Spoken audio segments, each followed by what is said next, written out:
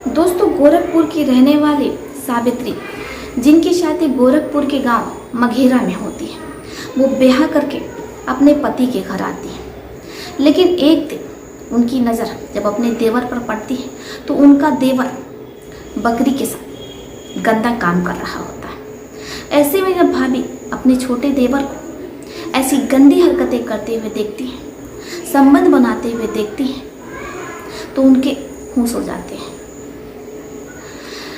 अब जो भाभी रहती है वो अपने देवर के साथ कुछ ऐसा करती है कि जिसने भी सुना उसके होश उड़ गए। आखिर दोस्तों, भाभी ने जब अपने देवर को गंदा काम करते हुए देख लिया, वो भी किसी मवेशी के साथ, तो उन्होंने ऐसा क्या किया होगा, हम आपको पूरी कहानी सुनाएंगे, इस रात से भी पर्दा उठाएंगे। लेकिन उससे पहले हम आप लोगों से कुछ कहना चाहते हैं।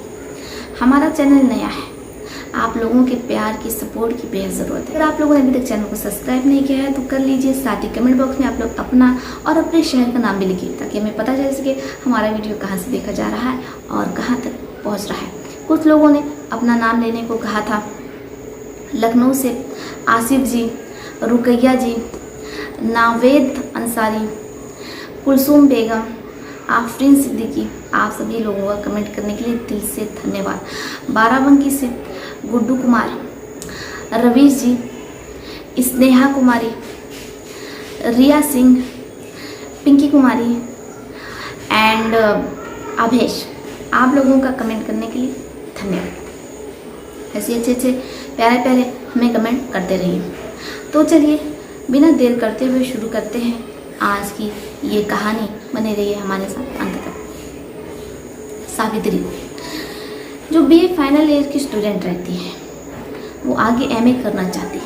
लेकिन सावित्री के जो माँ बाप रहते हैं, उन्हें गोरखपुर के ही गांव मघेरा में एक लड़का पसंद आ जाता है। वो अपनी बेटे की शादी उस लड़के से कर देना चाहते हैं, क्योंकि लड़के का परिवार संपन्न रहता है, कारोबारी रहता है। ऐसे में हर माँ बाप चाहेंगे कि उनकी बेटी ब्याह करके ऐसे घर जाए जहाँ उसे हर सुख सुविधा मिले। लेकिन सावित्री कहती है कि मैं भी पढ़ना चाहती हूँ, मैं आगे कुछ करना चाहती हूँ, टीजीटी पीजीटी निकालना चाहती हूँ, बीएड करना चाहती हूँ। लेकिन सावित्री के माँ बाप साफ मना कर देते हैं और कहते हैं कि देखो बेटी, पढ़ लिख करके भी तुम्हें झाड़ू पोछा ही करना होगा। अगर तुम नहीं पढ़ोगी तो भी तुम्हें झाड़ू पोछा ही करना है। क्या अगर तुम टीचर बन जाओगी, डॉक्टर बन जाओगी, इंजीनियर बन जाओगी, तो क्या तुम्हें झाड़ू पोछा नहीं करना होगा? तब भी तो तुम्हें झाड़ू पोछा ही करना होगा जो नौकरानियाँ करती हैं। सावित्री को अपने माँ बाप की बात समझ आ जाती है। अब वो पढ़ने की जिद छोड़ देती है, बीए फाइनल करती है और इसके बाद वो घर पर बैठ जाती है। अब माँ बाप भी मंगनी तय कर देते हैं। सन 2022 24 दिसंबर, बड़े ही धूमधाम से 24 दिसंबर को सावित्री की मंगनी होती है। उसी समय शादी की तारीख भी पक्की हो जाती है। परिवार बेहद खुश शादी की तैयारियों में लग जाता है। बड़े ही धूमधाम से दोनों परिवार अपनी अपनी ओर से शादी की तैयारियों में लगा हुआ था। सावित्री भी बेहद खुश रहती है कि अब उसके साथ सेक्स होगा, सुहागरात होगा। सावित्री मॉल जाती है और अपने लिए शादी का लहंगा पसंद करके ले आती है। अब वो इंतजार करती है कि कब उसके दरवाजे पर बारात आएगी, कब वो विदा होकर के अपने दूल्हे के घर जाएगी। और एक दिन सावित्री का ये सपना भी पूरा हो जाता है। सावित्री दुल्हन बनती है, दरवाजे पर बारात होती है। इसके बाद वह विदा होकर के अपने पति के घर पहुंच जाती है। उसे उसके पति के कमरे में बैठा दिया जाता है। अब सावित्री अपने पति के आने का इंतजार करती है। पति कमरे में आता है, वो सावित्री की टांगे उठा देता है। फिर वो पूरी रात सावित्री के साथ सुहागरात मनाता है। सावित्री बेहद खुश होती है, क्योंकि उसके बचपन का सपना जो पूरा हो गया। अब ससुराल में उसके सब कुछ अच्छा चल रहा होता है। अब हर रात सावित्री अपने पति के साथ गंदे काम करती है और उसे जीवन में क्या ही चाहिए था। लेकिन उसके जीवन में उदासी तब आ जाती है जब लगभग 2 से ढाई महीने बाद उसका पति कमाने के लिए बॉम्बे चला जाता है। अब इधर सावित्री पति सुख से वंचित हो जाती है। वो अपने पति को व्हाट्सएप पर वीडियो कॉल करती है और मन को संतोष करती है। लेकिन उसे वास्तविक में जो संतोष मिलना चाहिए, जो सुख मिलना चाहिए वास्तविकता में, वो उसे नहीं मिल पाता है। बेहद परेशान रहती है।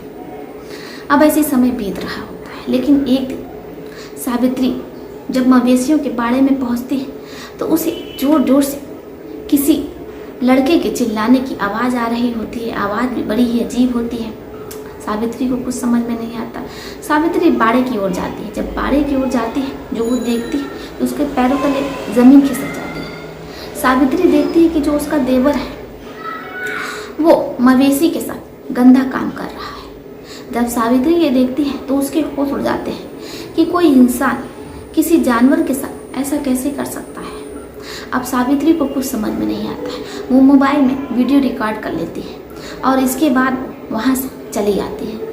अब पूरी रात पूरा दिन सावित्री इस बारे में सोचती रहती है कि उसे क्या करना चाहिए। अब एक तरफ सावित्री जो पति सुख से वंचित रहती है, अब ऐसे में वो मोबाइल लेती है और अपने देवर के कमरे में चली जाती है और अपने देवर को वो वीडियो दिखा देती है। जब देवर वीडियो देखता है तो सावित्री के पैरों में गिर जाता है और कहता है, भाभी आप ये वीडियो किसी को मत दिखाइएगा, मैं आपसे माफ़ी मांग रहा हूँ, आप जो कहेंगी मैं वो करूँगा। सावित्री अपने देवर को उठाती है और बाहों में तेजी से जकड़ लेती है। देवर को कुछ समझ में नहीं आता कि आखिर उसके साथ ये सब क्या हो रहा है। सावित्री देवी कहती हैं कि जो तुम बाड़े में कर रहे थे वो तुम मेरे साथ भी कर सकते हो, तुम्हें बहुत ज़्यादा अच्छा लगेगा।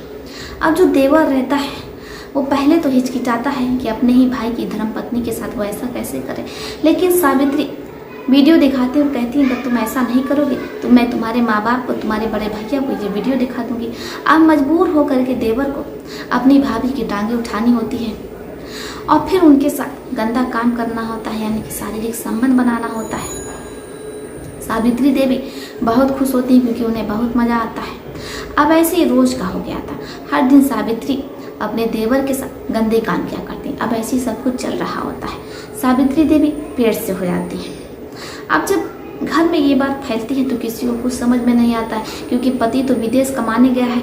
ऐसे में जो उनकी बहू है वो पेट से कैसे हो गई।